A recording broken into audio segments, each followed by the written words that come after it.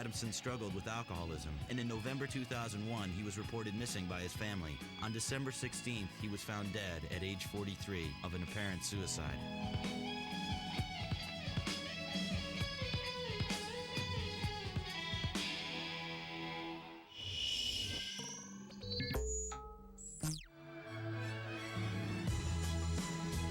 Success was bittersweet for the Verve. The British pop stars hit number 12 in 1998 with their single Bittersweet Symphony, but it marked the beginning of the end for the group.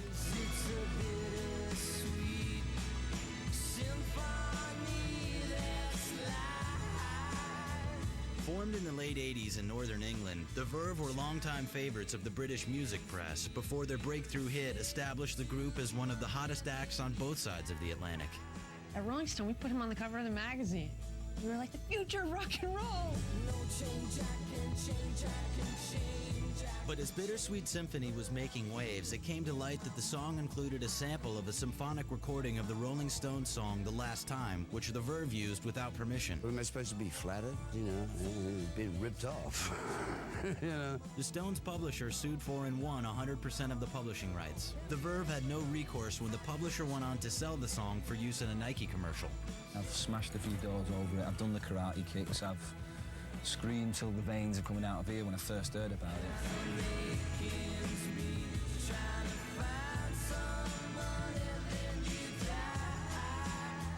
Already strained tensions within the band came to a breaking point, and in 1999, at the height of their international success, the Verve split up. Lead singer Richard Ashcroft went on to release his first solo album in 2000, but is yet to equal the success of Bittersweet Symphony. They would have gone on to do great things if they could only keep themselves together, you know, but unfortunately they blew apart.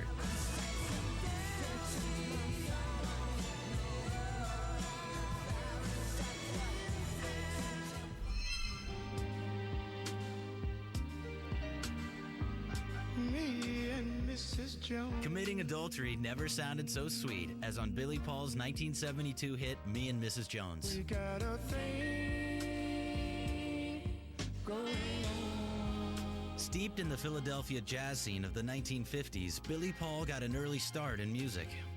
Bill Cosby was a neighbor of Billy's and got him on the radio when he was 11. He appeared on stage with Charlie Parker and, you know, really came out of this kind of great black jazz world. We meet every day. Paul began recording jazz on his own in 1959 without commercial success. But once he hooked up with Philly's R&B hitmakers Kenny Gamble and Leon Huff, it was only a matter of time. He has his unique sound in his voice. He just really needed something, some words that would be effective with his sound. And so we were able to do that.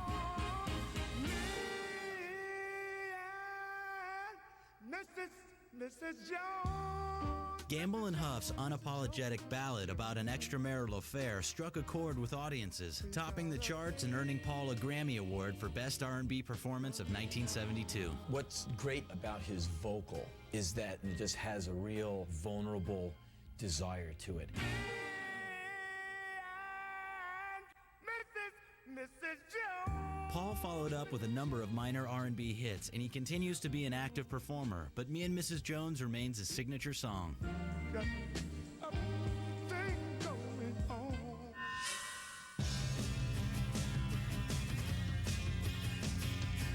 With the release of their hit single, I Melt With You in 1983, Modern English started a brief, torrid affair with pop music fans everywhere. Moving forward, using all my breath. The British quintet helped define the new wave sound of the era with this romantic single from their sophomore album, After the Snow. It seemed tailor-made for high school couples and teen cult flicks.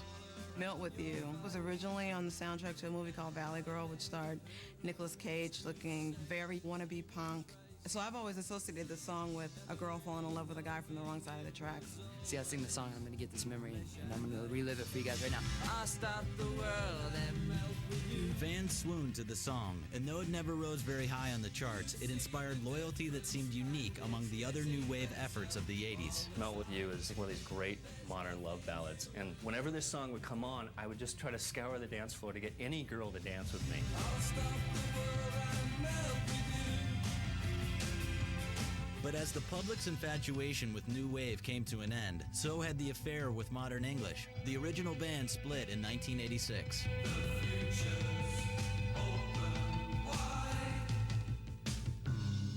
Lead singer Robbie Gray has since reformed Modern English with new lineup. Although the band hasn't yet come up with a teenage love song as enduring as I Melt With You, they continue to release albums and tour.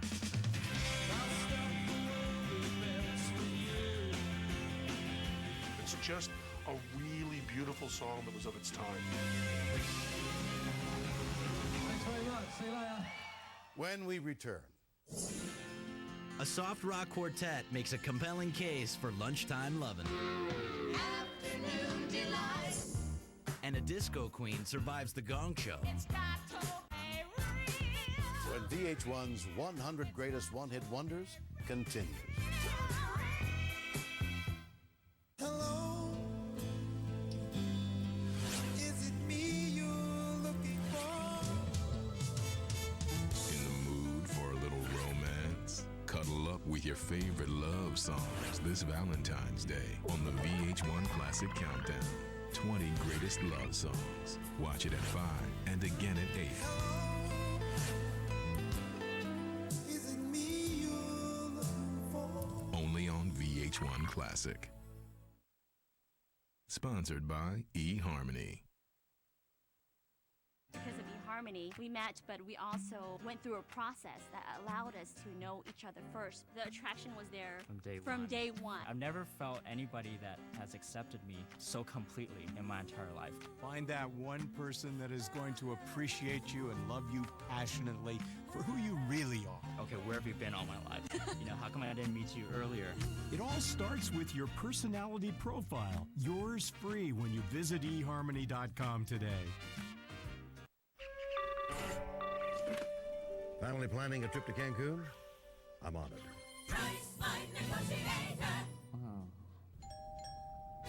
You'll thank me for this. Did you just zap Daddy? No. I did zap your daddy. But I saved Daddy lots of money by packaging his flights and hotel together. That's a steal. No, that's a negotiation. Package and save up to $325 at Priceline. So, I'm on that roasted chicken Italiano diet? I just started the turkey noodle diet. Beef and mushroom diet. You've got to try it. You won't believe what you can eat while still watching your calories. Because 25 of your favorite Progresso soups are 100 calories or less per serving. Chicken noodle. And it shows. Wow. Here's something new. A reduced sodium soup that's delicious. It's what you'd expect from Progresso. 50% reduced sodium, 100% great taste. You wanted the best. You got the best. The hottest band in the land.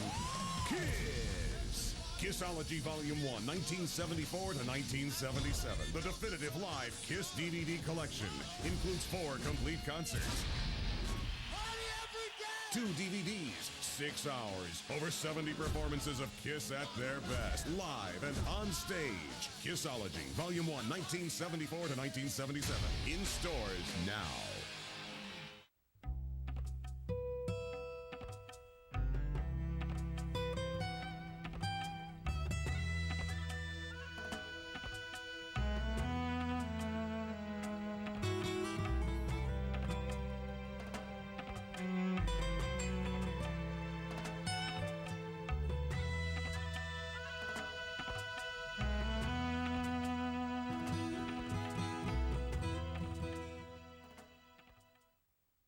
I wrote a song about a girl.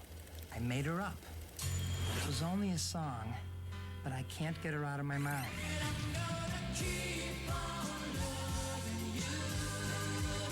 In the mood for a little romance? Cuddle up with your favorite love songs this Valentine's Day on the VH1 Classic Countdown. 20 greatest love songs. Watch it at 5 and again at 8. Who is this woman? Only on VH1 Classic. By the idea of manifest destiny. The belief that America had a God-given right or destiny to expand the country's borders. This belief would eventually cause a great deal of suffering for many Mexicans, Native Americans, and the United Now you know what to do till you bust the move. You're watching One Hit Wonders Week, only on VH1 Classic.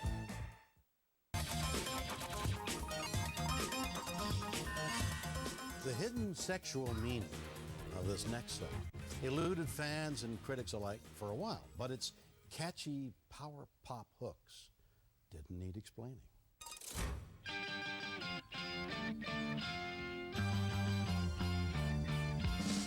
When the Vapors released Turning Japanese in 1980, they helped define new wave sound and style, even if listeners didn't know what the song was about.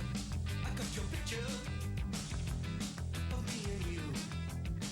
One of the great records of all time. Had no idea what it meant till a long time after that. Definitely has a sexual connotation to it. The big thing about that song when it came out was that it was about masturbating.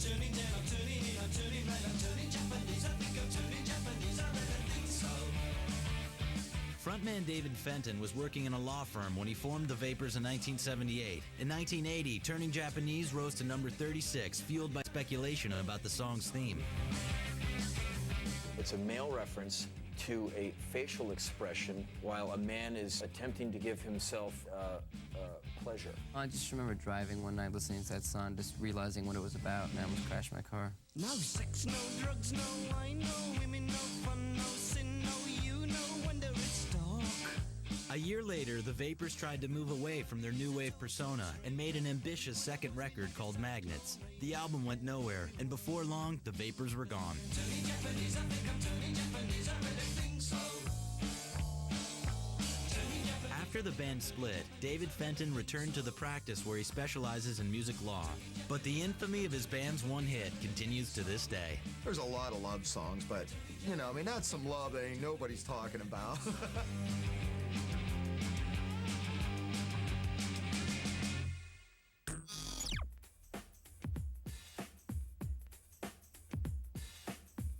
In a post-Alanis Morissette world, it was okay for women to be edgy, even a little angry. In 1997, Meredith Brooks proved it was true with her provocative hit, Bitch. I hate the world today. You're so good to me, I know, but I can't change. Some people don't want to accept the idea of let's change the meaning of the word, and that is really what I set out to do. It's saying, okay, what if bitch was just a mood? Period. I'm a bitch, I'm a lover, I'm a child, I'm a mother, I'm a sinner, I'm a saint. I do not feel ashamed. The Oregon native played in a number of Northwest bands as a teen and moved to LA in 1989 to pursue a career in music. There she became a part of ex-go-go Charlotte Caffey's short-lived group, The Graces.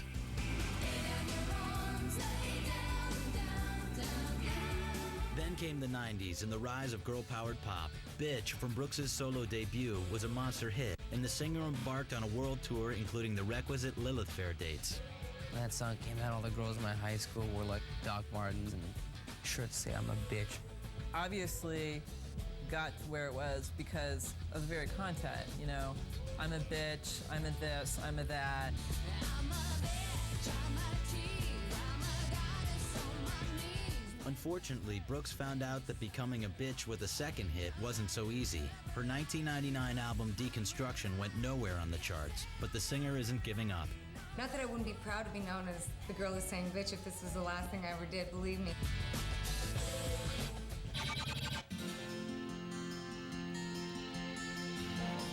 In 1976, husband and wife Taffy and Bill Danoff formed the Starland Vocal Band with couple John Carroll and Margot Chapman. Their softly rockin' Afternoon Delight became one of the year's biggest hits. Sky rockets in flight. Afternoon delight. It was this completely filthy song about boning in the afternoon, and it was like, how did Middle America take this song to its heart? But it did. Rubbing sticks and stones together make the sparks ignite, and the thought of rubbing you is getting so excited. Not only did Afternoon Delight reach the top of the charts, it also earned the Starland Vocal Band 5 Grammy nominations. Starland Vocal Band. We got 2 of the 5 Grammys. One was Best New Artist. So that was basically the kiss of death, and I feel sorry for everyone who's gotten it since. The instant fame also brought the group a TV deal in their short-lived variety show on CBS that is most memorable for featuring a young comedian named David Letterman. It was so bad that I ran into Paul Schaefer, and I told Paul to tell Dave not to worry about it because we don't put the television show on our resume either. Yes, I can hear sets being clicked off all over this great land of ours. The Starland Vocal Band could never match the success of their first and only hit, and the group called it quits in 1981. Today, the band remains friends, although both couples have split. Afternoon delight.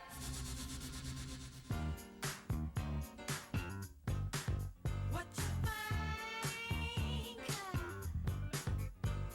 think? With 1978's Got to Be Real, Cheryl Lynn's powerhouse vocals shook the disco world, and all this was made possible by her debut on The Gong Show. Cheryl Lynn.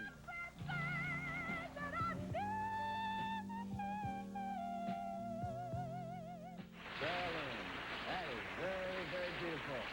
Delarice, what do you think of Cheryl Lynn? Well, now, I tell you, she turned me on.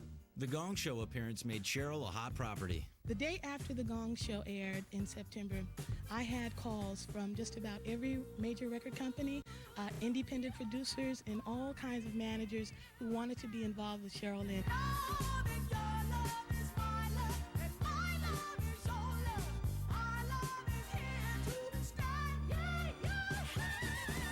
Cheryl signed with Columbia and released Got to Be Real in 1978, a spectacular disco hit that went to number 12. Oh, well, you know, it was just that spot in the song when she would, like, hit this place in her voice when she would sing To Be Real.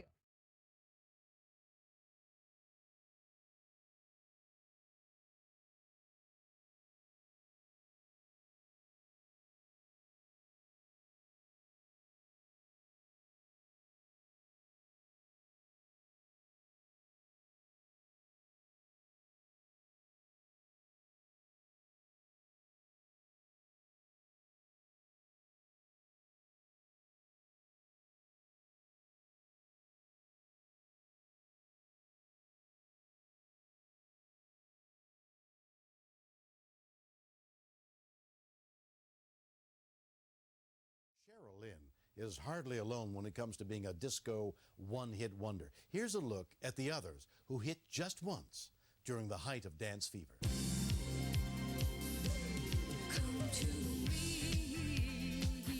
In the late 70s, disco reigned supreme, topping the charts, shaking the dance floor, and giving rise to some of music's greatest one-hit wonders. Disco was more a producer-driven genre than an artist-driven genre. You had a lot of really great voices, for the most part didn't get a chance really to show us what they could do. Said I'd like to know.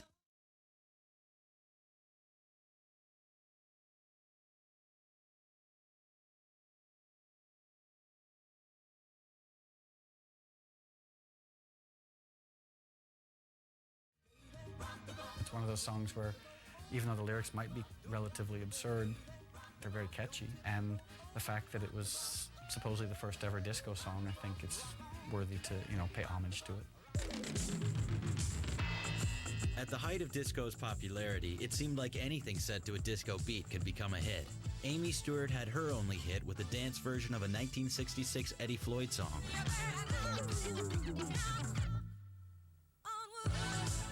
And Walter Murphy's lone chart topper was a disco take on Beethoven's Fifth. There seemed to be no shortage of ways of getting people onto the dance floor. Everyone had a cool disco song to put out. Especially with Ring My Bell, that stood out for me. Soon producers decided to get in on the performing act as well. After writing disco hits for other artists, McFadden and Whitehead scored one of their own with Ain't No Stoppin' Us Now. Ain't no stopping us now. We got the groove. We're putting gas in all these rocket ships, watching them shoot to the moon. What about us? But by the end of the 70s, the backlash against disco had set in, and with the end of the era came the end of the hits. When there was the backlash against the disco music, it was pretty clear to me that I was branded as a disco artist. And in attempts that I made after that to continue my career, none were successful. Although singers of the disco one-hits have long since disappeared, the songs haven't and can still be heard in dance clubs to this day. Still to come. A surprise hit from a punk pioneer. And free financial advice from a one-hit rapper. Just make sure you have an accountant and a good lawyer. But first, which one-hit wonder directed a film that was nominated for a Best Picture Academy Award in 2001? The answer when we return.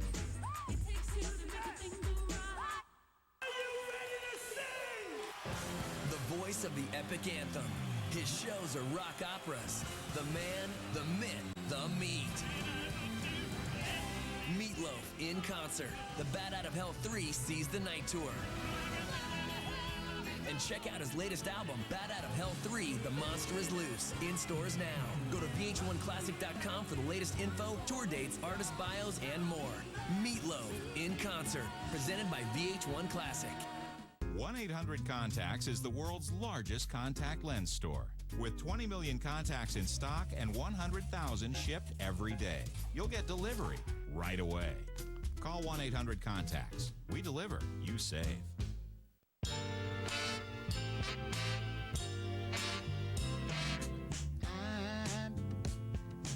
You might just find it impossible to go to bed angry. Introducing new Tide Simple Pleasures, a laundry detergent with naturally inspired essences of lavender and vanilla to calm, relax, and perhaps change your mood. Tide knows fabrics best. Choose from a variety of scents. Enjoy vanilla and lavender, water lily and jasmine, and rose and violet. I'm on that roasted chicken Italiano diet. Beef and mushroom diet. You've got to try it. Counting calories never tasted better because 25 of your favorite Progresso soups are 100 calories or less per serving. Chicken noodle. And it shows.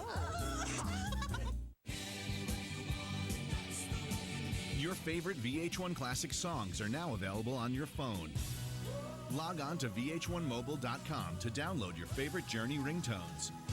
Text BELIEVE to 57777 to download Don't Stop Believin' to your cell phone now. Classic ringtones brought to you by VH1 Classic. Love your idols. We do. This is how it goes down. Down under. Thanks. Get out. Australia's Next Top Model, premiering in March on VH1.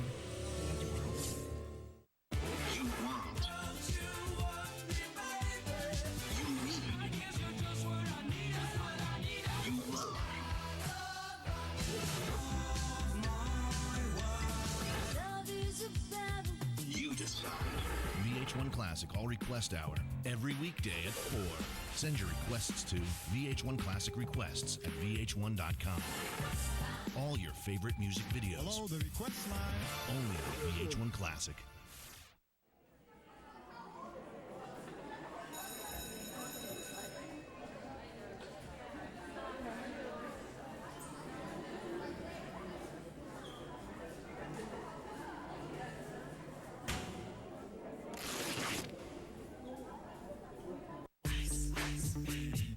You know what to do, G-Buster.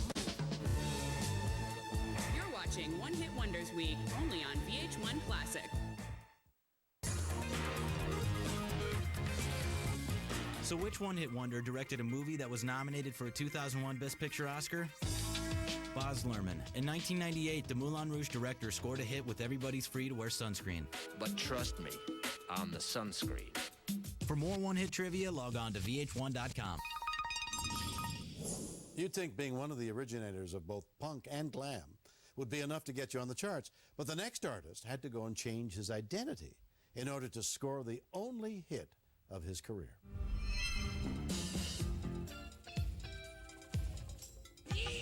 In 1987, Buster Poindexter set dance floors on fire with his surprise hit, Hot, Hot, Hot.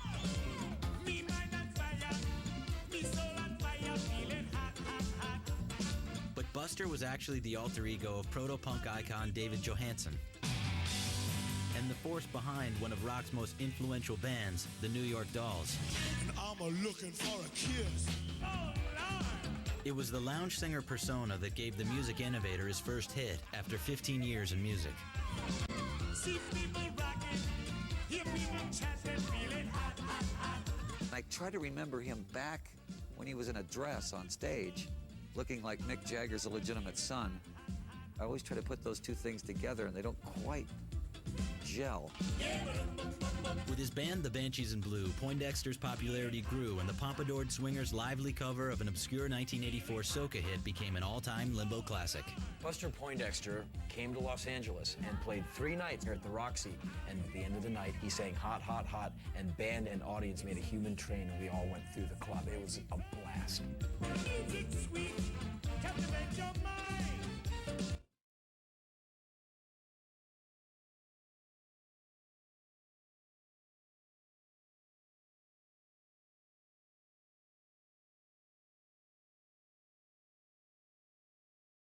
To rest. There's a side of me that takes himself very seriously, and Buster is not one of them. The message is, let's have fun, okay?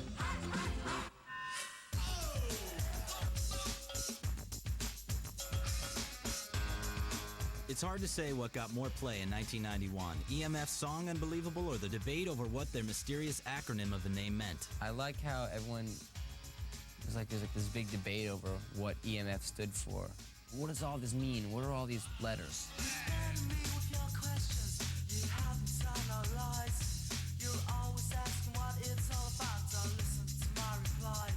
The initials stood for Epsom Mad Funkers, but were also thought to stand for Ecstasy Motherfuckers. No. Mad Funkers? Or... Yeah. That's what it was. That's what it used to be, Epsom Mad Funkers, Yeah. Long story, but that's what it used to be. But because it wouldn't fit on a poster, cut it down. We cut it down the EMF. You're unbelievable. Formed in Cinderford, England in 1989, the guys were all veterans of the local music scene. After a handful of gigs, they were signed to a major label. Soon after, the quintet scored a worldwide hit with their infectious single, Unbelievable. EMF's Unbelievable, I think, is noteworthy because it's the only pop hit that I know of that has a Andrew Dice Clay voice sample on it. The group released more albums, but they didn't sell, and EMF split in 1995 after being dropped from their label. In 2001, they reunited for a UK tour in support of their greatest hits package. You're unbelievable. In January of 2002, bassist Zach Foley was found dead at age 31. While the cause of his death is unclear, the other members of EMF carry on with their various music projects. You're unbelievable. In 1974, Seasons in the Sun was a #1 hit for Canadian singer Terry Jacks. Sad. Sad, sad, sad. That song always makes me cry, Seasons in the Sun. The sentimental single stayed on the U.S. charts for over 3 months and became an unforgettable AM classic. Goodbye to you, my trusted friend. We've known each other since we were 9 or 10. Together the song was originally pitched to the Beach Boys, with Jack signed on to produce. But midway through the process, Brian Wilson and Mike Love's erratic behavior began to drive him away. I was having a nervous breakdown because Brian was trying to get a hold of the tape all the time, and Mike Love was on a watermelon fast.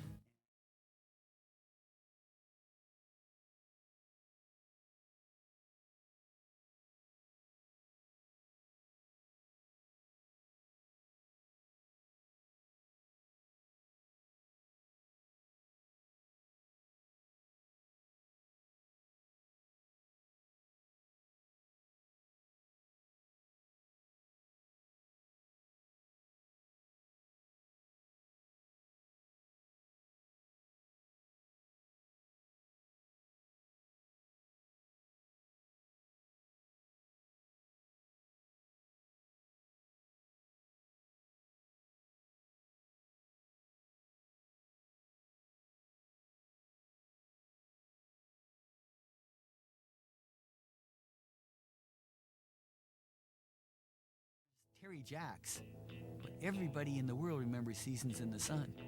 We had joy, we had fun, we had seasons in the sun. But the wine and the song, like the seasons, have all gone. Bright and bouncy.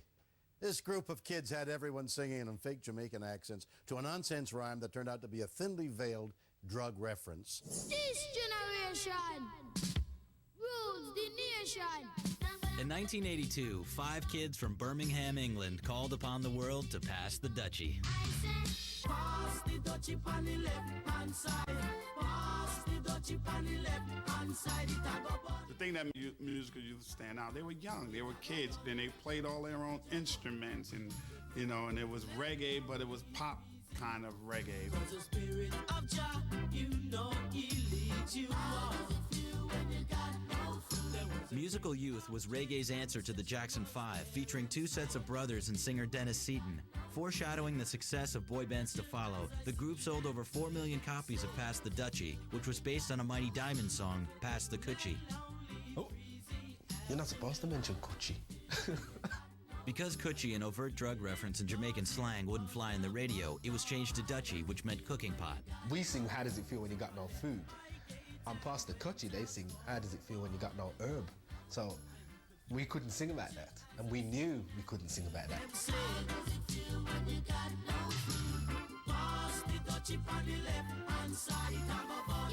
The group disbanded in 1985 when singer Seaton went on to form reggae band XMY.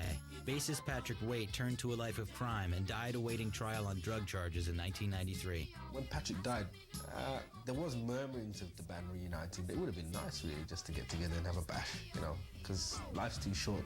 Pass the Dutchie on the left-hand side. Pass the Dutchie on the left-hand side. In 1988, It Takes Two was all it took to help hip-hoppers Rob Bass and DJ Easy Rock cross over onto the mainstream music map. I wanna rock right now. I'm Rob Bass and I came to get down. It broke out of just being a song that appealed to hip-hop fans and brought new people into hip-hop. It's just a great song now and forever.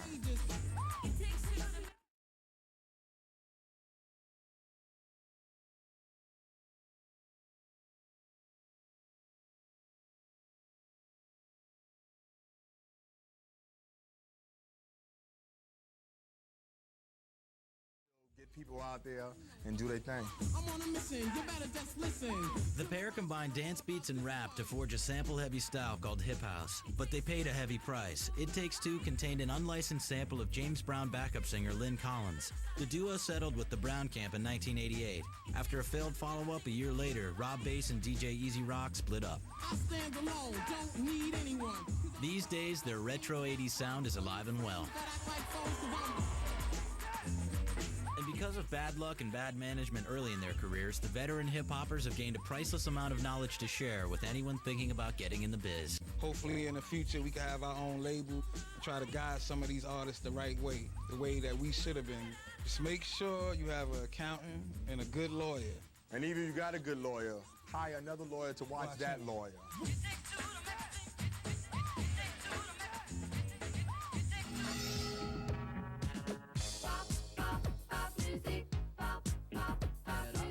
In 1979, disco was dying, punk was barely breathing, and music fans were waiting for the next big thing. New Wave Act M delivered with their hit Pop Music. The mysterious M was really Robin Scott, who was working as a manager and producer when he recorded a few songs of his own. The songs reflected a wide range of influences, including the electronic sound that was becoming the rage. He wanted to fuse rock and roll with disco and say it was all just pop music. I think that song was a hit because it brought out the playful, ephemeral side of pop music.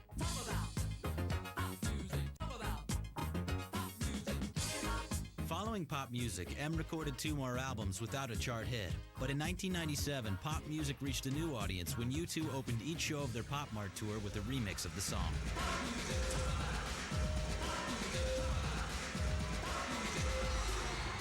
Since leaving the spotlight, Scott has kept himself busy as an amateur pilot and has collaborated musically with his daughter. In 1999, he launched a website devoted to pop music and planned an entire album of remixes of his only hit.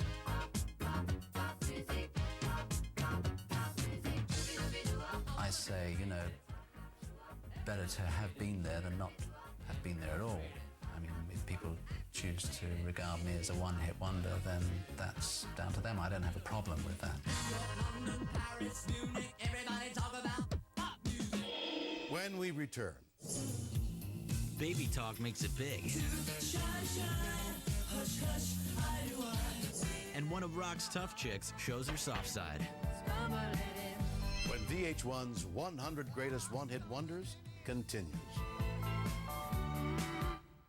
On the next Fame Games. Let's see if you have the panache to win over a live audience. The Fame Gamers must perform. Ron's our opening act, and he choked on his own wiener. That was so humiliating. But not everyone plays by the rules. I'm calling for disqualification. He ruined it for us. The Surreal Life Fame Games. It's a fight to the famousest. This is how it's done. An all-new episode this Sunday at 9, only on VH1. For more surreal footage, go to vspot at vh1.com.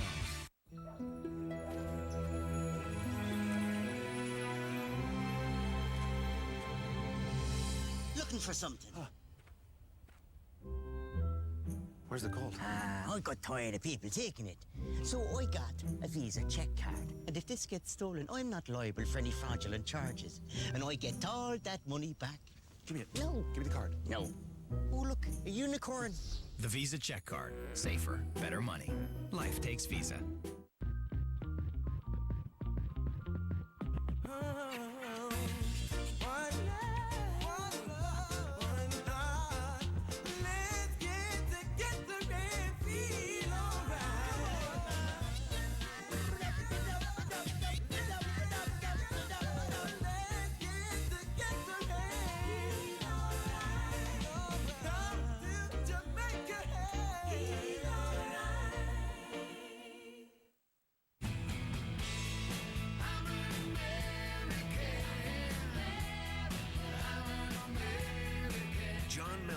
Returns with Freedom's Road, featuring the Americans and the hit Our Country. A rock and roll icon is back. John Mellencamp, Freedom's Road, the incredible new album. This is our country. In stores now. Monday, February 12th. All right, fellas, let's bring it in. The boys are showing off their skills. Taste yourself, baby. But New York's looking for someone who's really got game. I would love for you guys to just fill me up. He's rubbing it. He's getting me like, oh, once I'm off.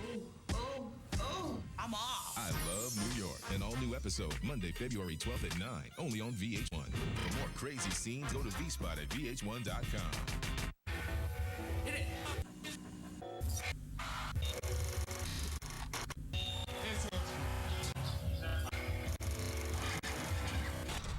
Classic in concert. The best bands, the best performances caught on film. Real, raw, right here, every Friday at 9, only on VH1 Classic. These songs would come out of me, and I would question their relevance because I thought I was the only person in the world who had this thought or this feeling or this emotion. And I realized some time ago that if I'm thinking or feeling something, there's probably a whole lot of other people out there who are thinking or feeling the same thing.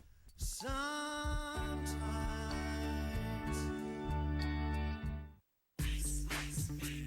now you don't want to do G-Bust the move. You're watching One Hit Wonders Week, only on VH1 Classic. For a deeper look at the 100 greatest one wonders, go to the show's area at VH1.com. Take our quiz and vote for your favorite one-hit wonder. Hey, just a few more songs left in this hour of VH1's countdown of music's greatest one-hit wonders. What's cooler, having a worldwide hit single or playing a love scene with the Fonz? There's only one person who can really tell you, and here she is.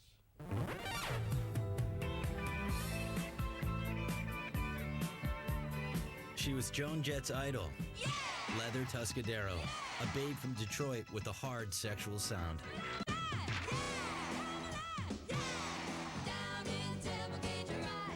She was so badass. It's funny that her hit in the U.S. is so unlike the songs that she's best remembered for in the U.K. Our love is alive.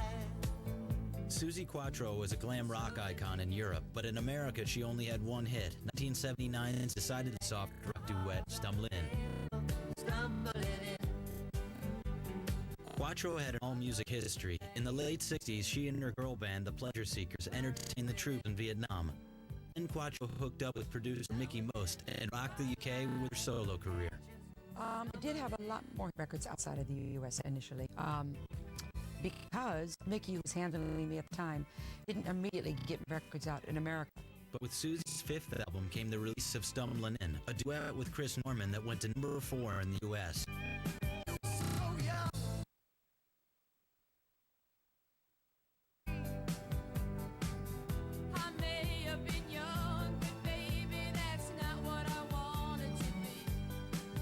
Making it in America was very important to me to show my family what I could do, and having that Stumbling In the charts was great. And the Happy Days was a big thrill.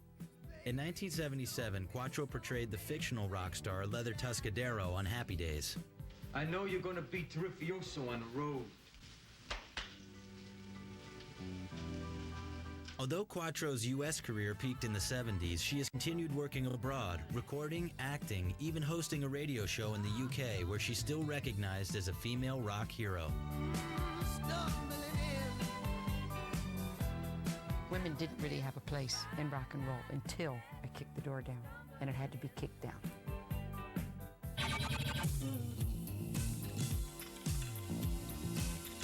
Fronted by lead singer Lamal, Kajagoogoo were known for their good looks and top-heavy haircuts, but they also produced one of New Wave's most memorable songs, 1983's Too Shy. Kajagoogoo, Too Shy. First of all, the name. I mean, you gotta love the name. I remember that band name, Kajagoogoo, more than anything. I think the guy's hair freaked me out.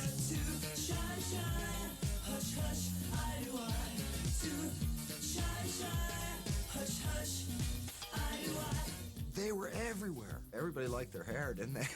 It just never really made sense to me. It's like, wow, well, if you're so shy, you know, your hair is certainly attracting a lot of attention there. The band wasn't too shy to fire Lamal, who went solo in 1984.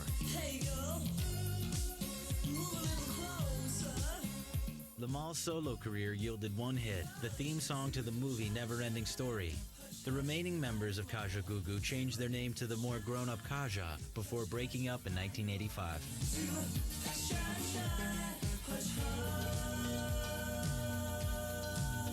Lamal now works as a producer and appears in a traveling 80s review, breaking out his signature one hit and the hairstyle that made him famous.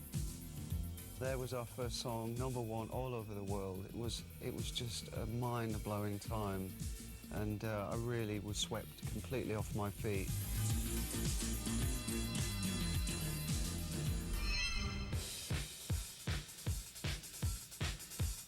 On the heels of disco's demise, the cult favorite band of geeks known as Devo hacked into the public mind with their 1980 hit Whip It.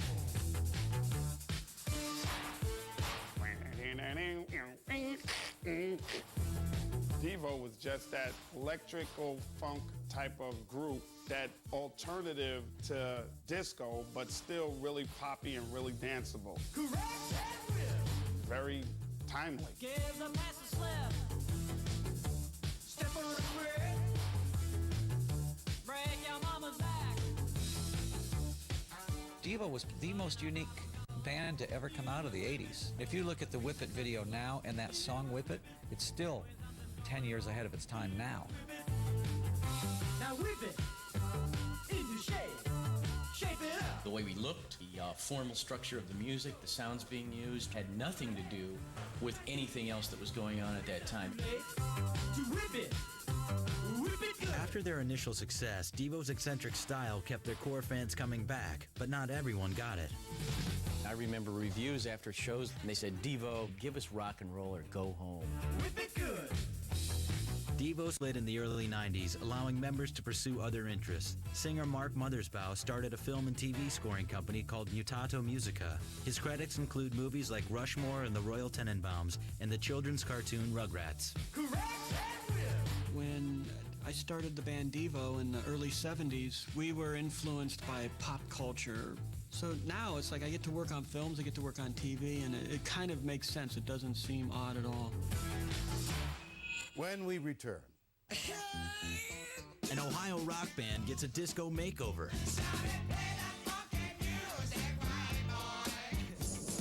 And a chance meeting with the synthesizer changes music forever.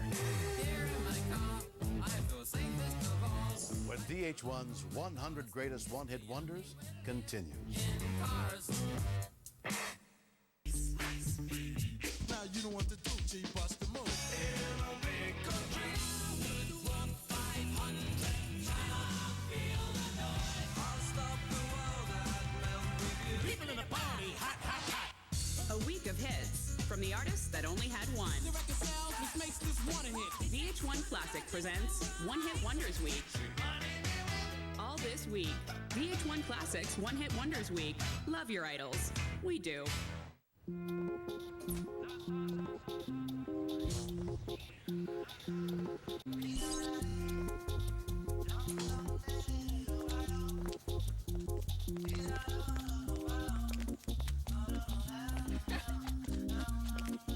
Some want gas mileage, others need their space. The all-new roomy Elantra with 36 highway miles per gallon. It's a car we can all feel good about. So, I'm on that roasted chicken Italiano diet. I just started the turkey noodle diet. Beef and mushroom diet. You've got to try it. You won't believe what you can eat while still watching your calories. Because 25 of your favorite Progresso soups are 100 calories or less per serving. Chicken noodle. And it shows. Wow. Here's something new. A reduced sodium soup that's delicious. It's what you'd expect from Progresso. 50% reduced sodium, 100% great taste. Now you know what to do, G, bust the move. You're watching One Hit Wonders Week, only on VH1 Classic.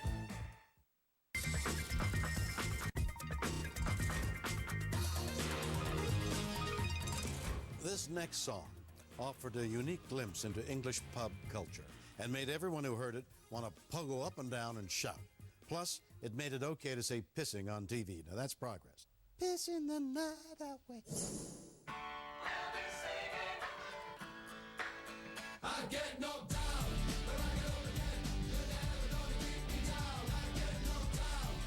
In 1997, grubby English band Chumbawamba ripped open the American pop charts with their Rebel Yell single, Tub Thumping.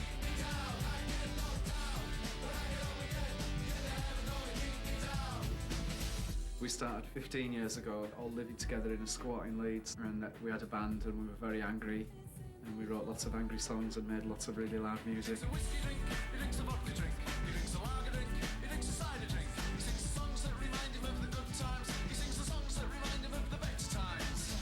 The band spent over a decade condemning the conservative, attacking authority, and giving the finger to fame.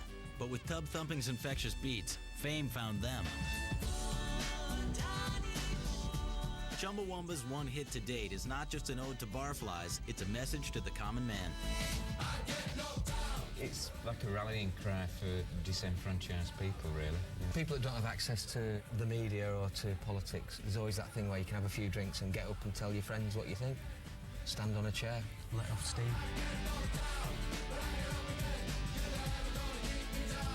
After their wave of success, the band returned to their old anti-establishment tricks.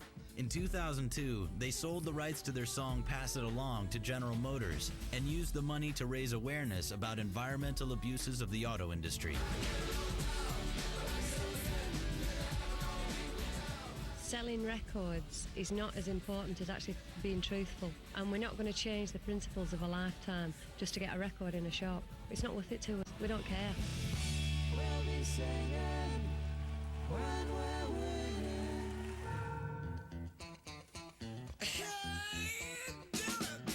After being heckled by one too many dance-hungry patrons, a group of rockers called Wild Cherry discovered disco, and in 1976 wrote their only hit.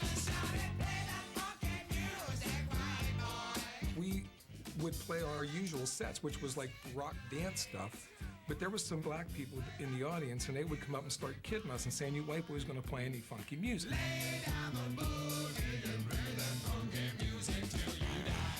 Play That Funky Music spent 3 weeks at #1, and the band got 2 Grammy nominations. But sometimes what goes up must come down. The second album sold much less than the first. The third album sold much less than the second. And the fourth album, I think it was out there and maybe all the copies came back except for like 6. My mom has 3. Wild Cherry called it quits in 1980. 10 years later, the catchy tune was given new life, this time by another funky white boy, Vanilla Ice. Play that funky music. Play that funky. I called the record store and I asked them, am I listed as a writer? And they said no. In 1991, Rob Parisi sued Vanilla Ice and eventually won a settlement of more than $500,000. The other members of Wild Cherry continue to be involved in the music industry, and Parisi is semi-retired in Florida, but royalties and recollections of the early days have made this white boy one happy one-hit wonder. Play that funky music is fun, you know, and you can't go to a wedding reception where that song eventually doesn't come on.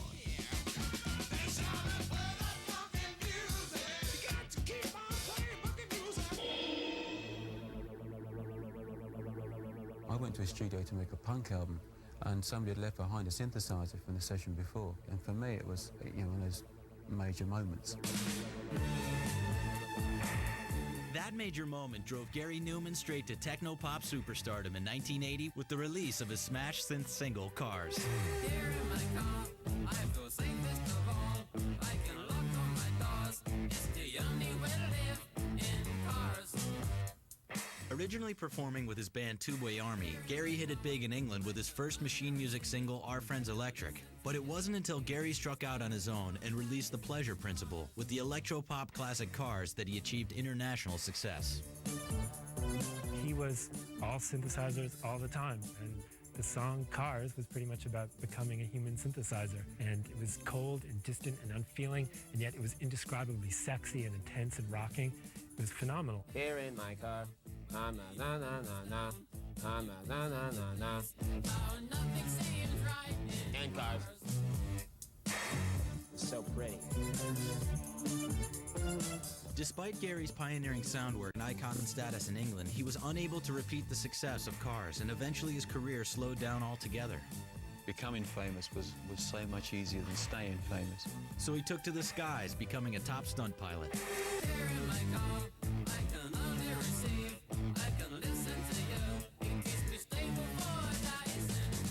Today, Gary continues to perform, release albums, and influence and inspire many of music's biggest artists. They call me the godfather of techno now, and I didn't even like it. Tick-tock, tick-tock, tick-tock. The hits keep falling one by one off the countdown. We've reached number 20, but we'll pick that up in the next and final hour of VH1's 100 Greatest One-Hit Wonders of All Time. Can your heart stand it? I'm William Shatner saying, for God's sake, man, come back. 26 classic albums available on DVD now. This is rock and roll. You're not a jazzman. Go behind the scenes with the artists and producers to find out how some of rock's greatest albums became a reality. I'm all right, Jack. Keep your hands off of my stack. You know, than it was based on, you know, this innovative musician. Classic album DVDs are available now at Walmart and Sam's Club. Brought to you by Priceline.com. No one deals like we do. A 4-star hotel in Chicago? I'm on it.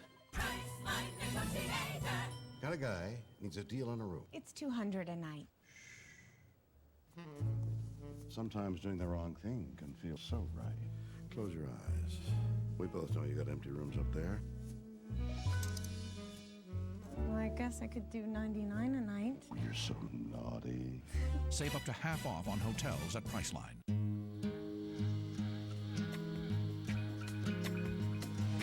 Kire, kire, kire.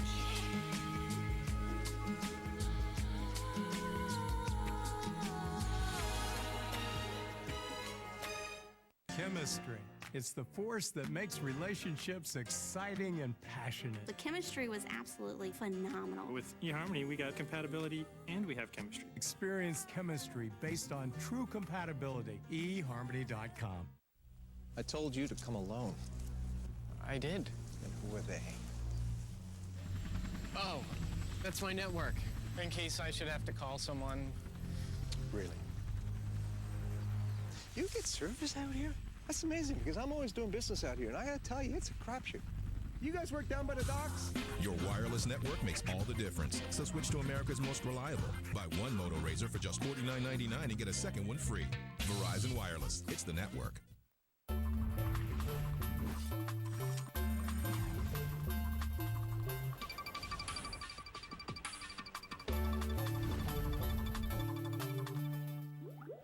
You know, there's no other feeling like it. The sense of freedom and power while cruising on an iron horse. You know, iron horse is a hip nickname for a motorcycle. Now, just imagine owning a one-of-a-kind, custom-made motorcycle autographed by the members of two of the biggest rock bands of the last 25 years, with a portion of the proceeds benefiting a great cause.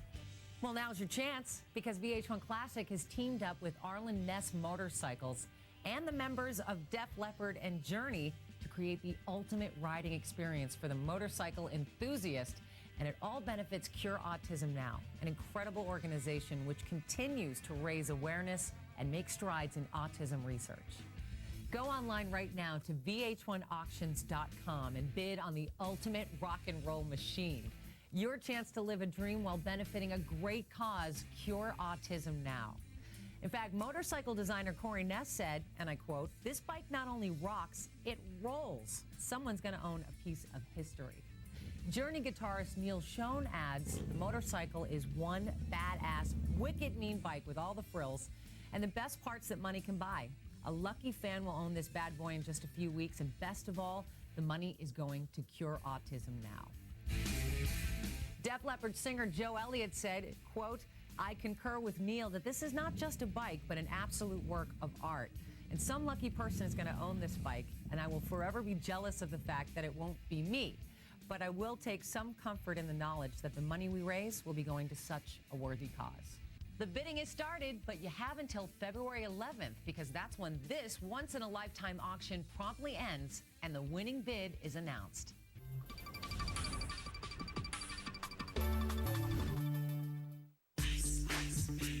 Now you know what to do, G, bust the move. In a big country, with 1-500, feel the noise. I'll stop the world and melt with you. People in the party, hot, hot, hot. A week of hits from the artist that only had one. The record sales, which makes this one a hit. VH1 Classic presents One Hit Wonders Week. Coming up next, VH1 Classic's One Hit Wonders Week. Love your idols. We do. The voice of the epic anthem. His shows are rock operas. The man, the myth, the meat. Meatloaf in concert. The Bat Out of Hell 3 Seize the Night Tour. And check out his latest album, Bat Out of Hell 3, The Monster is Loose, in stores now. Go to vh1classic.com for the latest info, tour dates, artist bios, and more. Meatloaf in concert, presented by VH1 Classic. Driven by the idea of manifest destiny. The belief that America had a God-given right or destiny to expand the country's borders. This belief would eventually cause a great deal of suffering for many Mexicans, Native Americans, and the United States. Here today, gone tomorrow, but totally unforgettable. This is VH1's 100 Greatest One-Hit Wonders.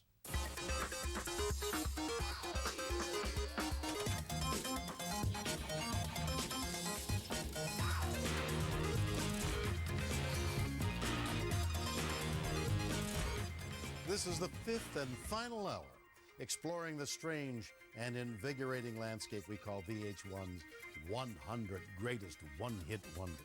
I'm William Shatner at Rhino Records in Los Angeles. There are just 20 songs ahead, so let's begin. Now, renaming yourself after an innovation in noise reduction technology doesn't seem like an obvious way to make it big in pop music. I mean, I can understand breast reduction, but noise reduction? Tell that to the artist at number 20.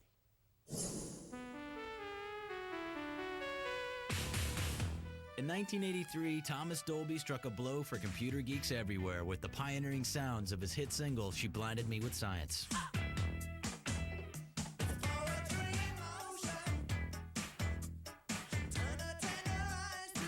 It was just a really experimental kind of record, and it was using all these electronic things in there, and so it was a unique record for the radio.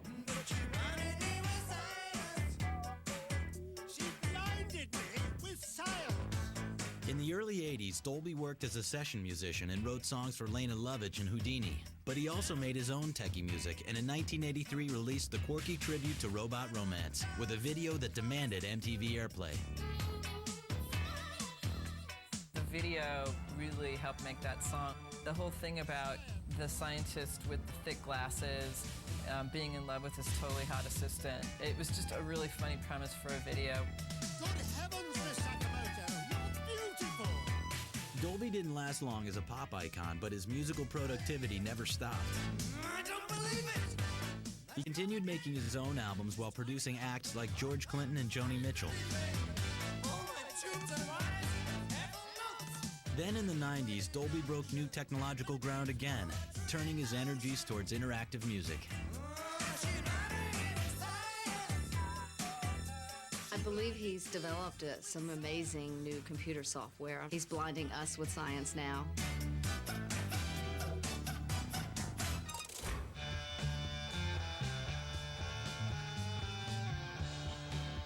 In 1968, Iron Butterfly released Inagata da Vida. It would be the group's only hit, but at 17 minutes long, they made it last.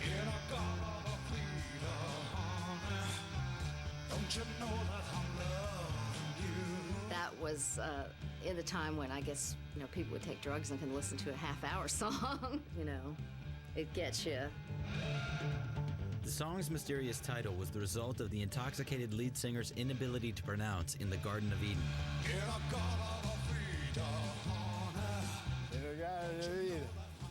I thought that was real tricky and catchy, and so I just kind of wrote it down on a piece of paper phonetically, just like it sounded, and the title stuck. Don't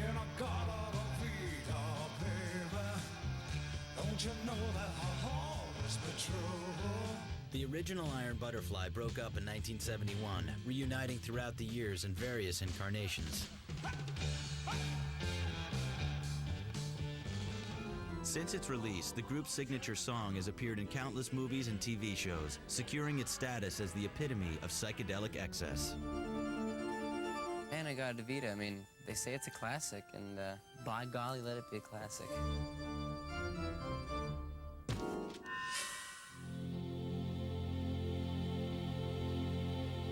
For controversy, stamina, and eccentricity, nothing compares to Sinead O'Connor. It's been 7 hours and 50 days. Her 1987 debut made her a rock idol among critics and college students. But it was her 1990 cover of Prince's Nothing Compares to You that made her a mainstream pop star. I can eat my dinner in a fancy restaurant. Prince wrote the hell out of that song, and she sang the hell out of it. It's just one of those songs that it's way in here, and you're almost amazed that someone is bringing it to life. Nothing compares. Nothing compares to you. O'Connor also demonstrated a talent for making enemies. She publicly professed sympathy for the IRA and created an uproar when she refused to sing in New Jersey if the national anthem were played. I know that living with you, baby, was sometimes hard. Things only got worse. In 1992, she tore up a picture of the Pope on Saturday Night Live, and fans had had enough. I think it was a genius thing to do. It's not understood yet necessarily by everybody. 2 weeks later, she was booed off stage when she appeared at a Bob Dylan tribute concert. Tell me, baby, where did I go wrong? Since then, O'Connor has released 3 more albums. Although she has never had another hit, she has influenced a whole generation of rockers, and her brazenness has inspired as many people as it has offended. I don't want to offend people or cause trouble. I never have. But my feeling for the things that I believe is so strong that I cannot sleep until I express it. And I don't care if I die because of it. Nothing compares to you. Now, calling Sinead a one-hit wonder may sound like blasphemy, but she's not the only major artist to have just one hit to their name.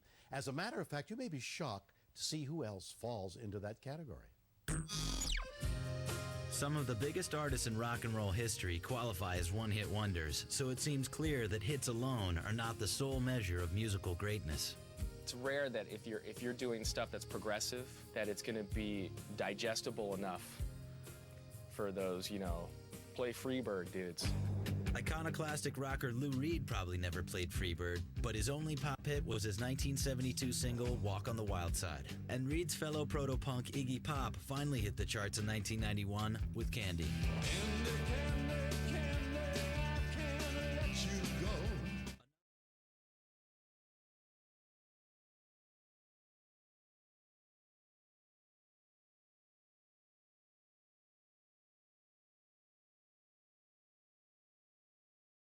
It was 1987's Touch of Grey, which cracked the top 10.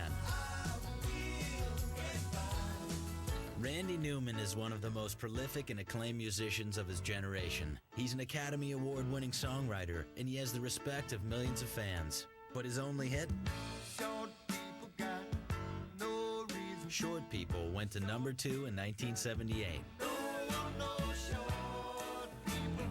But rock's biggest star, who was a one-hit wonder? Jimi Hendrix. Despite being one of the most influential artists of all time, Jimi only cracked the top 20 once, with Bob Dylan's All Along the Watchtower. I think that one-hit wonder is a poetic term and not a literal term. I mean, Jimi Hendrix's cultural impact from the first moment he picked up his guitar, he was having more impact on the world than people that have 5 or 6 hits. Coming up. An anthem of teenage frustration causes an awful lot of trouble. And a song that popped the cork on this thing called rap.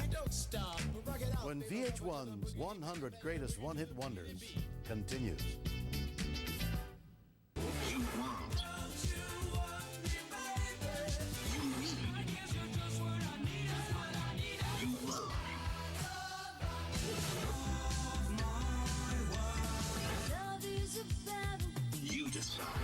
VH1 Classic All Request Hour, every weekday at 4.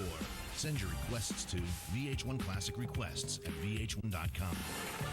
All your favorite music videos. Hello, the request line. Only on VH1 Classic.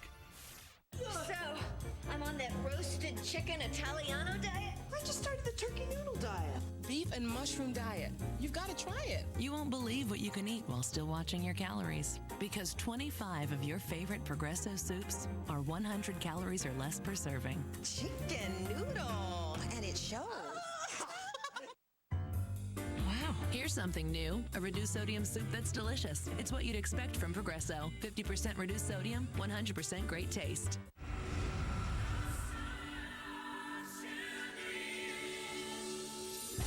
Experience giddy uppings. Explore precision steerology. Embrace safety all-overness. Introducing a new kind of crossover vehicle, the highly enlightened Kia Rondo. Welcome to Rondoism.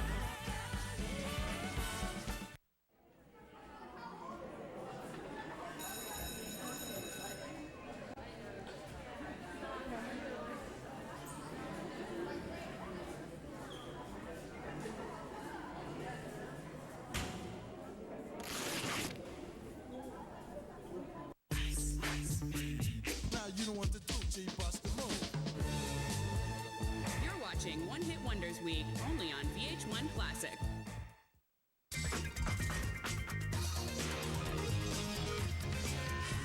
Up next is a hair band that became an 80s symbol of trashy, balls-out pop metal and censorship.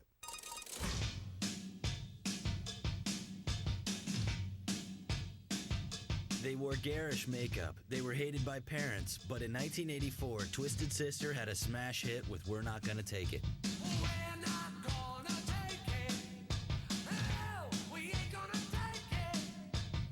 They were among the first bands after New York Dolls to like dress up like chicks, but they were heavy duty. They'd beat the crap out of you. This is our life. This is our song. Twisted Sister toiled in the New York City trenches through the 70s, but it wasn't until 1984's Stay Hungry that they struck triple platinum with help from their singles Outlandish video.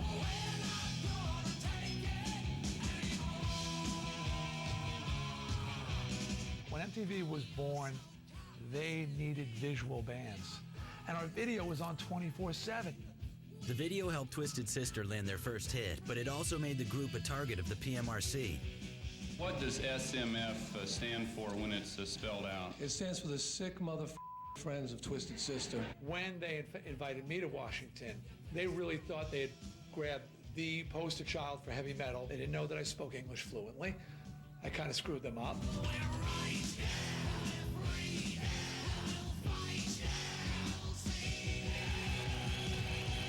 Snyder's testimony was praised, but Twisted Sister didn't fare as well. The band split in 1987. Although Snyder moved on to a successful DJ and voiceover career, the sister came back once more in 2001 to perform at a benefit for New York Steel.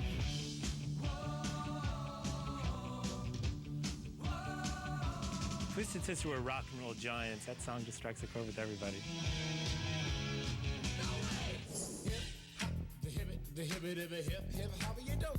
Rapper's Delight and Sugar Hill Gang, that started the whole thing off. Sometimes the act that introduces it all gets left behind. That was the fate of the Sugar Hill Gang, the group that helped to kick off the history of recorded hip-hop with their multi-platinum 15-minute single, Rapper's Delight. Bang, bang, the boogie to the boogie, say up, jump the boogie to the bang, bang, boogie, let's rock. You don't stop. Well, I remember the first time I heard Rapper's Delight. One of the kids that went to my school had just gotten a record, and he played it on the PA. And then the thing was to like learn all the words to Rapper's Delight. Say the hip hop, the hip hop. Check it out. When I'm the dimp, the ladies. Rap was around for years before it was recorded. Record producer Sylvia Robinson saw the music's commercial potential and recruited 3 would-be rappers to rhyme over Chic's Good Times. Just throw your hands up in the air and party harder like you just don't care. Rapper's Delight wasn't the first rap record, but it was the first to reach a wide audience. What you gonna do today? 'Cause I'm gonna get a fly girl, gonna get some spank and drive off in a death OJ. Everybody go. The amazing thing of it is not how long that record was, it's how short it was. See if your girl starts acting up, then you take her friend. Rap was a 3-hour thing, so they condensed it to 15 minutes. That's what blew my mind. By the 1990s, hip-hop was a billion-dollar industry, but like many of hip-hop's pioneers, the Sugar Hill Gang didn't survive to enjoy the music's success. I had a painting business, interior, exterior. What did you hate? Well, I worked for the Public Works in Inglewood. The trio reunited in 1999 to record a rap album for children, and they continue to play for audiences interested in hip-hop's beginnings. And that's one thing you can't take away. You can't take away history. Who started it all?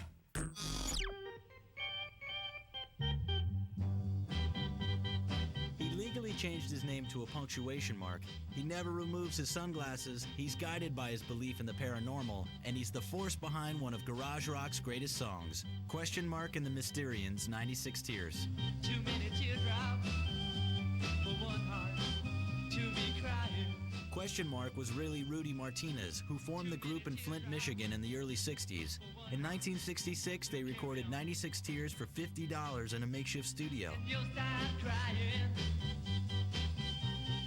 96 tears. Music at that time, was all sweet. I want to bring more of an edge, more of an attitude, like really get down. But that edge and attitude may have prevented 96 Tears from being a hit. The original title of the song was going to be 69 Tears. Kind of like, ha ha ha, 69. And when the sun comes up, I'll be on top.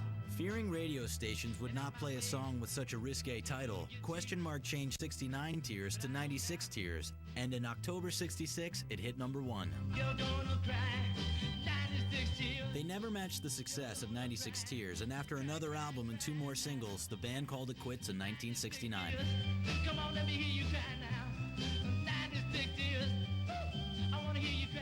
Question Mark started a carpet installation business and ended up raising Yorkshire Terriers. But in 1996, a voice in his head told him to reunite with the Mysterians. They've been performing and recording ever since, but they still haven't scored a second hit. At least not on this planet. I was born on Mars, and I was around when the dinosaurs were around. And who told me all this was the people from the future. 96 tears. We're going to dance and have some fun.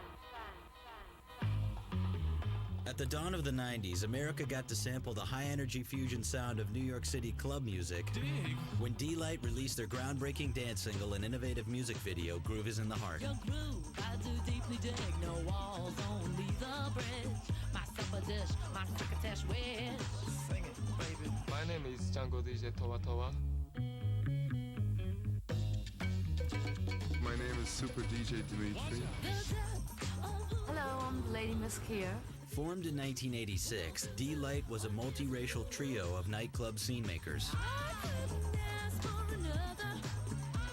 Delight seemed to be really knowledgeable about dance music. Through the 80s, the group's psychedelic flashback look set the pace for New York's fashion agenda.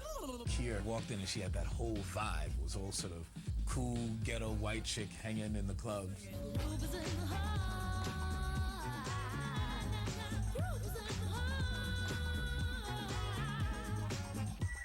In 1990, D-Light's infectious techno-funk song, Groove is in the Heart, rose up the pop charts with help from guest musicians Q-Tip and funk pioneers Maceo Parker and Bootsy Collins. The groovy.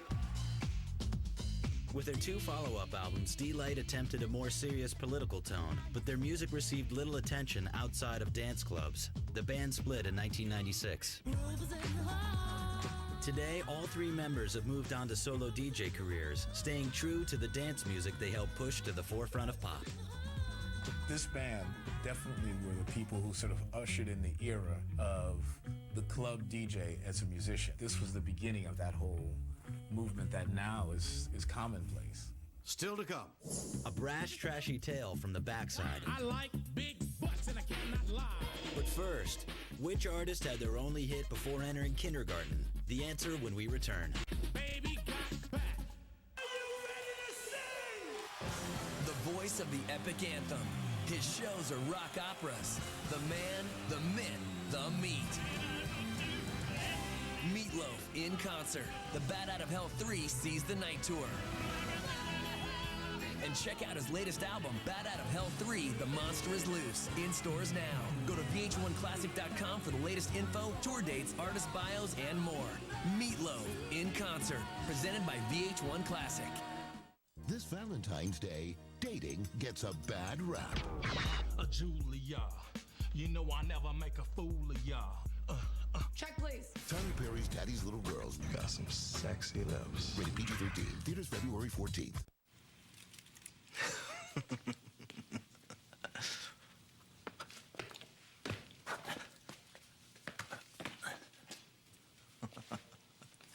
I can't wait till my ex-girlfriend sees this.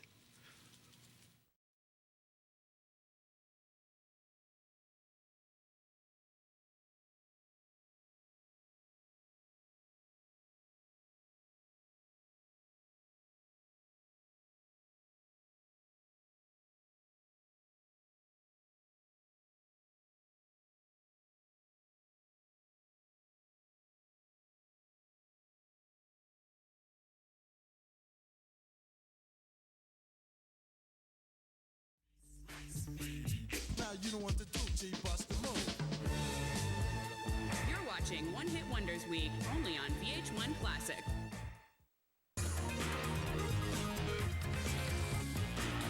We asked which artist had his only hit while still in diapers. The answer, French pop sensation Jordi. He scored an international hit before his 5th birthday with 1993's C'est dur être bébé. or It's Tough to Be a Baby. Je m'appelle Jordi et 4 ans et je suis petit. For more one-hit trivia, log on to VH1.com. Now, next up is a dance smash from a studio wizard who made his career producing R&B hits for others. That all changed when he decided to save the biggest hit for himself.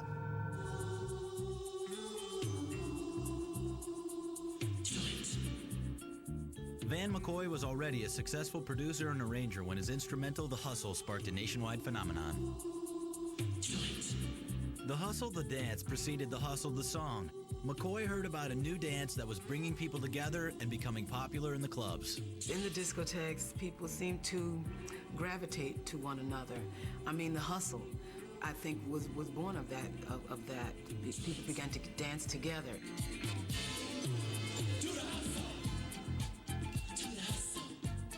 With With everyone doing the hustle, the song and dance quickly crossed into mainstream culture. In those days, we used to play a lot of bar mitzvahs and weddings and stuff like that. And every old lady in the joint was asking, us to show them how to do the hustle. Can you show me how to do the Latin hustle now? And maybe the tango hustle? I was like, oh, man.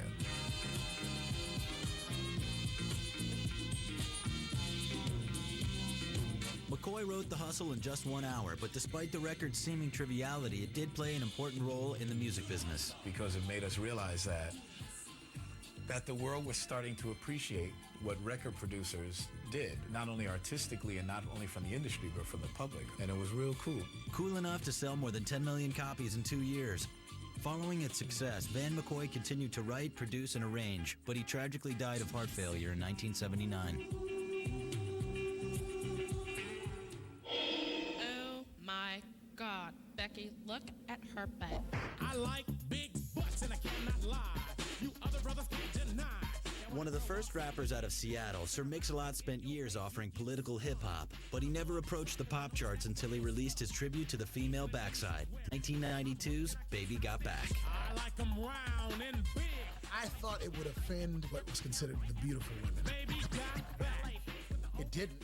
It offended these so-called liberal males who thought they knew what women needed to hear. So ladies, do you want to roll my Mercedes? Then turn around, stick it out. Even white boys got the shout. Baby got back. The song won Mix-a-Lot a Grammy and sold over 2 million copies, so he reluctantly tried another booty anthem as an encore. I knew I had to get away from the sound of Baby Got Back the day after it went #1. And I did it one more time. I might get banned, but I still like butts. While rump-shaking rap played itself out, the tougher tone of gangster rap was taking over. As Baby Got Back eased down the charts, Dre just put out a cigarette on my head. That's the end of that. We'll be moving on now. Shake that healthy butt. Baby got back. Still Seattle-based, Mix-a-Lot continues rapping, producing, and collaborating. In 1998, he teamed up with the Presidents of the United States in a band called Subset, leaving the controversy of his #1 hit behind. Yeah, baby. Baby Got Back. If hip-hop kids don't think that that's one of the best tracks of all time, I don't get it.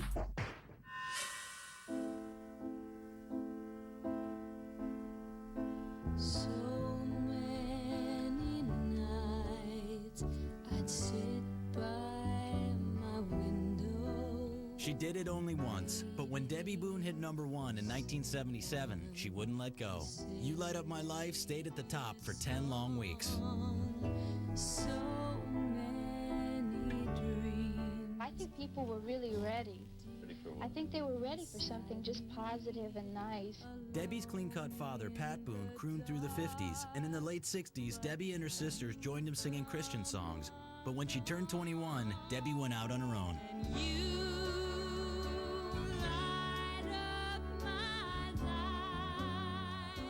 You Light Up My Life has got to be one of the sappiest tunes. Written by Jingle King Joe Brooks, You Light Up My Life was a soundtrack single for a Diddy Khan film, but the song quickly outshone the movie, selling more than 5 million copies and sweeping the 77 Grammys. The best new artist is Debbie Boone. Every once in a while, a song comes around that you're supposed to hate. And we make fun of the song, but I still like the song. Besides, Debbie Boone was so pure. When the pop scene left her behind, Debbie returned to her roots, making soft rock that celebrated God and family values, and producing a series of children's books and videos. I thought, very naively, with a record that big, anything I did after that was going to be a hit. I found out later that it's almost impossible to follow up something that's that big.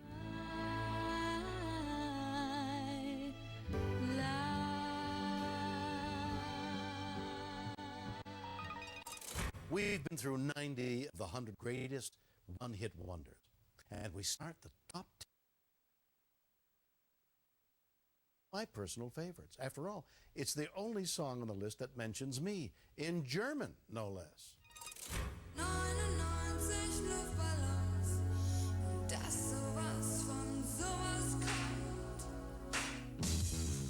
It was a protest song, in German, about balloons. An unlikely hit for Nena, but somehow the song took off. 99 Love Balloons.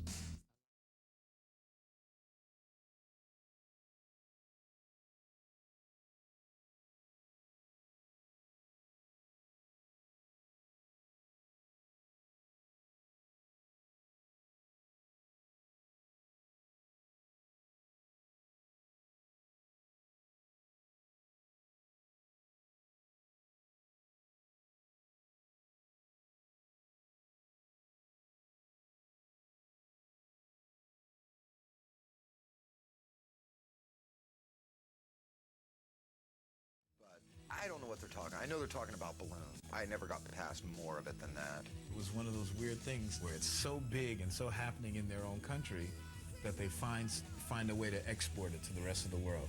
And it just shows you the power of a great little hooky melody.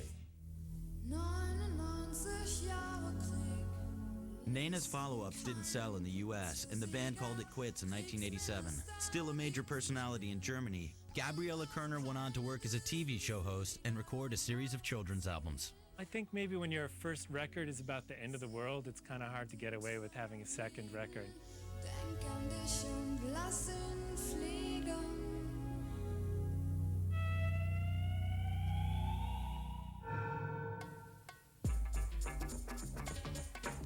Before Ricky Martin, before Mark Anthony, there was Gerardo, swiveling his hips to a Spanglish hit, Rico Suave. Rico Suave. After appearing in films like Colors, the budding actor stepped off the silver screen and up to the mic with his 1990 hit and its risque video. Rico Suave. I don't know what that was. I don't even know why people like that song. Well, maybe because the women liked him. He used to show his chest all the time. He's a muscular, good-looking guy. I don't know. My only addiction has to do with a female species. I eat them raw like sushi. Gerardo's first hit reached number 7, but it proved to be a tough act to follow. I did a second album with Interscope that did one of these triple flips and then flopped. I took it to the extreme, and it was like, all right, enough already, all right? Okay, we know about the girls, we know about that. I should have took it somewhere else, but hey. Well, it's 10 o'clock and I'm 2 hours late. I never said I was a prime date, but you kept persisting that I meet your parents. They're gonna love my appearance. In 1998, Gerardo put his shirt back on and got a chance to sign other Suave stars like Enrique Iglesias when he joined Interscope Records' dance department, a job he didn't have to hide from his daughters. Rico. I want to be a good example for him. It's funny because once in a while they'll watch, pop-up video or something. And then, it comes down, I'm like, oh, Dad, I gotta explain. Daddy's just joking. Daddy's just joking. These are all jokes, baby. Suave.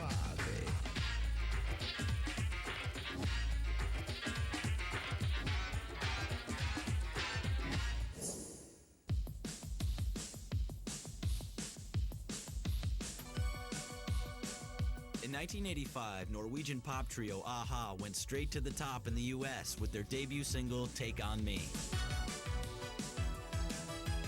The song wasn't getting much attention until the video featuring the band's teen idol good looks and inventive animation hit MTV.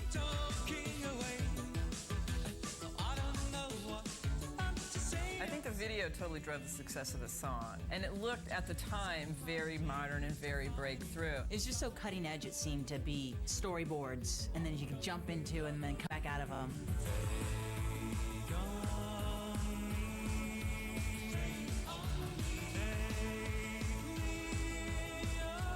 The video briefly put a-ha in the same league as boy bands like Duran Duran and Wham, but it didn't last. Their follow-up, The Sun Always Shines on TV, was a minor hit, but they never charted again in the U.S. From an American point of view, I guess we spent too much time running around the rest of the world and not concentrating enough on keeping successful there. a-ha's career continued through the 80s and 90s up to their 2000 release Minor Earth, Major Sky, which went gold in Europe. But in the States, they'll always be known for their 1985 hit and video. Altogether, it was very 80s, melodramatic, and just kind of like that, high, wavering 80s guy voice. So it was just perfect for the time.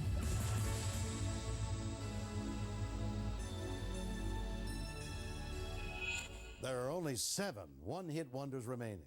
Still to come. The Iceman cometh and goeth. Word to your mother.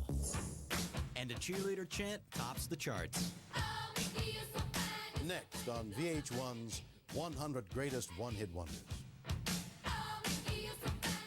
I wrote a song about a girl. I made her up. It was only a song, but I can't get her out of my mind.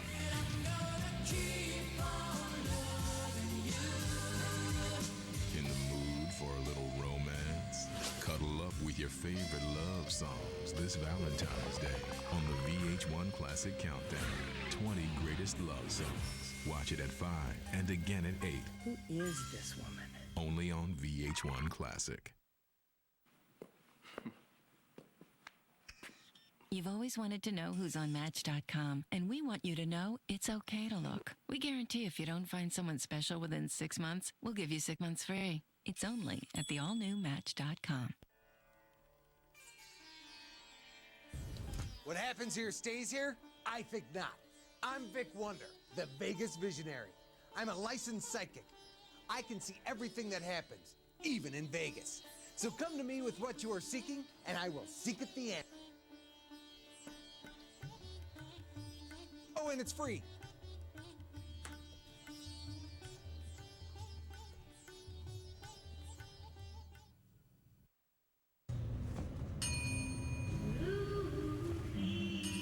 Betty Crocker Warm Delights. In minutes, you're into decadent molten caramel cake. So inviting, it's pure delight. Warm Delights. You're just 3 minutes from heaven. Your favorite VH1 Classic songs are now available on your phone. Log on to VH1Mobile.com to download your favorite Journey ringtones. Text BELIEVE to 57777 to download Don't Stop Believin' to your cell phone now. Classic ringtones brought to you by VH1 Classic. Love your idols. We do.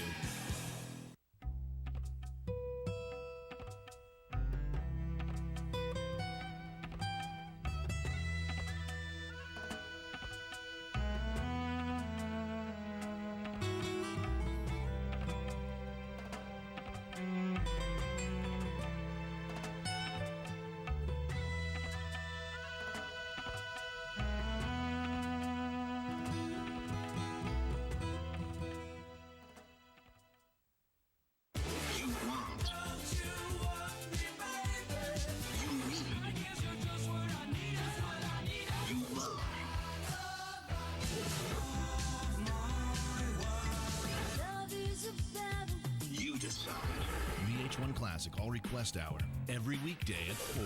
Send your requests to VH1 Classic Requests at VH1.com. All your favorite music videos. Hello, the request line. Only on VH1 Classic. Rumors spreading round in that Texas town. About to shack outside the games. And you know what I'm talking about. Just let me know if you wanna go to that home out on the range.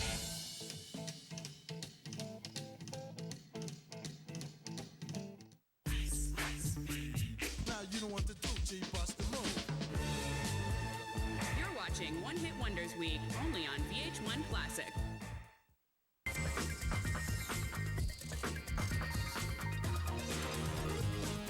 What do you think are the greatest one-hit wonders of all time? Go to the show's area at VH1.com and post your own list. It's like a tale from classical Greek tragedy, sort of. A white rapper striving for acceptance from his peers has a hit of epic proportions. But try as he might, he can't escape the demon of credibility and ends up a punchline in the hip-hop world.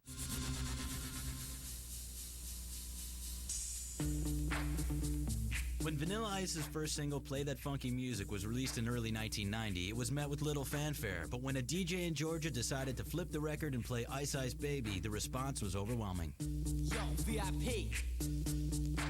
Let's kick it. Radio stations across the country caught on quickly, and Vanilla Ice soon became the first rap artist ever to hold the #1 spot on the pop charts. All right, stop. Collaborate and listen.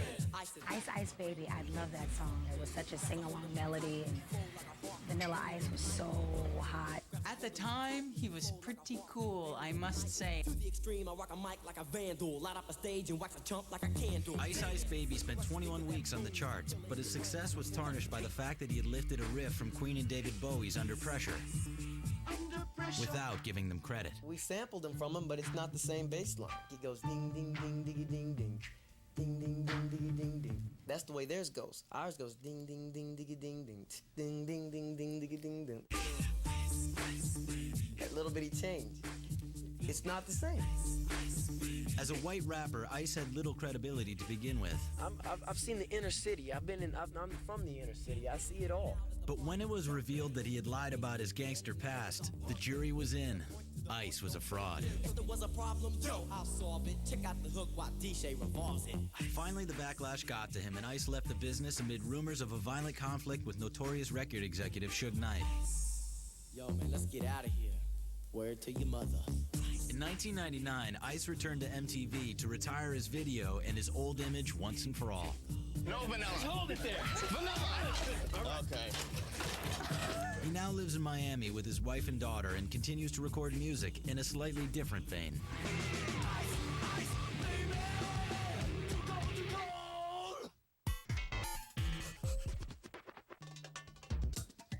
There's like 4 universal questions, like, who are we? Do you believe in God? Do you love me? And who let the dogs out? Who let the dogs out? Who let the dogs out? Who Let the Dogs Out was the runaway pop phenomenon that seemed to come out of nowhere, but the Baha Men had been around since the 1970s. While the party was nice, the party was pumping. Hey, yeah. Purveyors of a West African dance style known as Junkanoo, the Bahamian group had been together for over 20 years before adding some younger members to their lineup and recording a remake of a Caribbean song called Doggy. At first, Who Let the Dogs Out was ignored by radio, but it started to catch fire in the summer of 2000 when it was played at a Seattle Mariners game.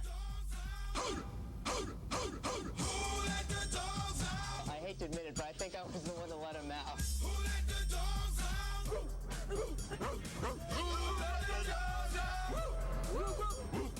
Every once in a while, a song comes along that connects up with sports. When you can do that, oh, you've got a monster hit. ESPN did a poll of most popular sports songs, and we came in second behind We Will Rock You. And that's amazing because, you know, we're like a new kid on the block, basically. After the Who Let the Dogs Out phenomenon faded, the Baha Men refused to roll over and play dead. They have since contributed to the Shrek soundtrack and in 2002 released their 7th album, Move It Like This. But even if they never release another song, their place in pop culture history is secure. I don't think we'll ever really know who let the dogs out. I think that's what's great about that song. The song at number 5 originally went unnoticed when it was recorded as Kitty in 1980, but a few years later, it got a complete makeover, a new title, a new sound, and one of the most memorable videos in the early days of MTV.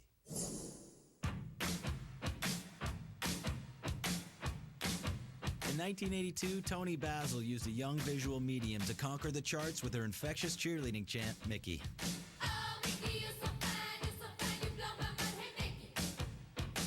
Mickey came about because of my history with cheerleading. I always knew that stomping during basketball season used to echo so beautifully that I thought it would work on a record.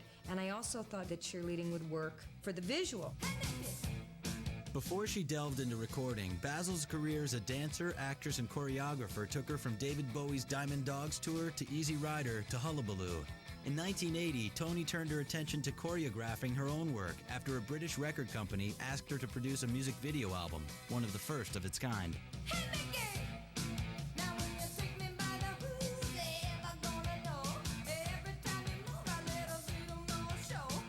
My videos were number 14 on the charts before my singles became on the charts. And from my music video, my song Mickey went to number 1. So it was really the visual that made the difference. And then it went to number 1 in Australia, and then here, and then I did it in Spanish, and it was number 1 in Mexico.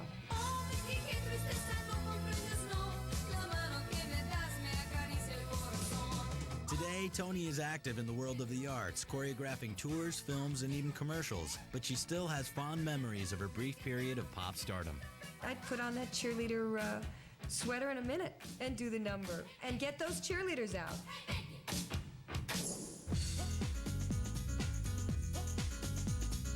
It was a notion we could all relate to. Being just so sexy, it hurts. I'm too sexy for my love, too sexy for my love, love's going to leave me.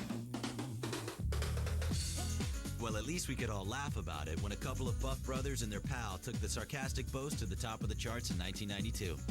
I remember one memorable scene where he's singing and he lifts up his arms like that and somebody rips off his t-shirt.